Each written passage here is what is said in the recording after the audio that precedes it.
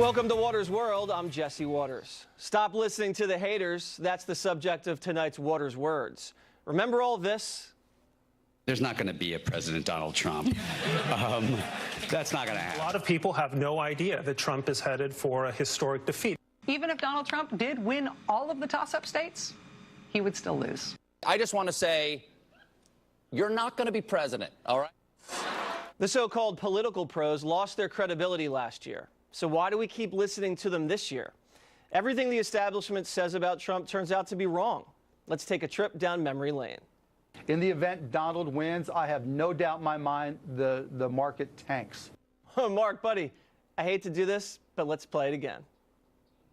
In the event Donald wins, I have no doubt in my mind the market tanks. How could the first billionaire business mogul president tank the market? The Trump bumps juiced the stock market to historic highs. Speaking of tank, let me tell you what I do. So not only was Trump going to destroy the economy, he couldn't even get anything passed through Congress, remember?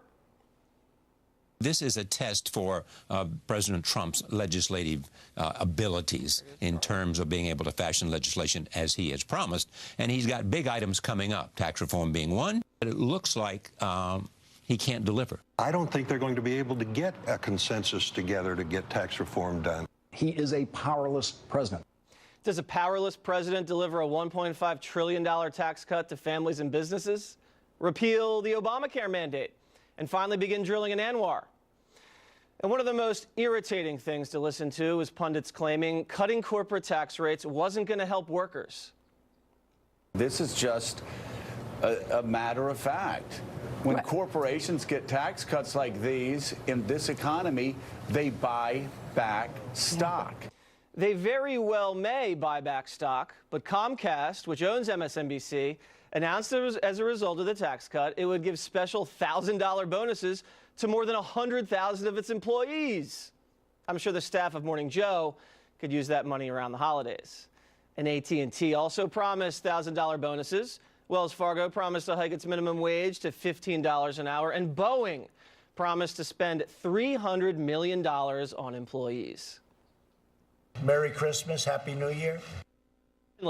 Trump's ISIS strategy. Crooked Hillary didn't think too much of it. Donald's been all over the place on ISIS. Sometimes he says he won't tell anyone what he'll do because he wants to keep his plan, quote, secret. And then it turns out the secret is he has no plan. I remember what part of the plan was. I'm going to bomb the shit out of him. It's true. I don't care.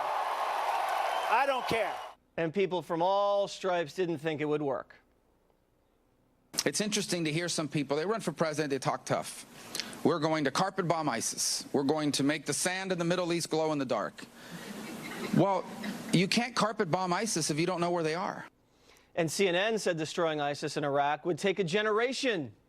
This is something that's going to go on for a very long time. This is a generational threat. You just don't say beat it in 30 days because it's frankly insulting to the individuals who've been attempting to put all their strength on the line to defeat it over the last 16 years. It didn't take a generation. It took a year. ISIS has been driven from the battlefield in Iraq and holds no territory there anymore. You don't believe me? Even the New York Times op-ed page was forced to admit it. Columnist Ross Douthat, writing in a piece titled "A War Trump Won," quote, "If you had told me in late 2016 that almost a year into the Trump era, the caliphate would be all but beaten without something far worse happening in the Middle East, I would have been surprised and gratified.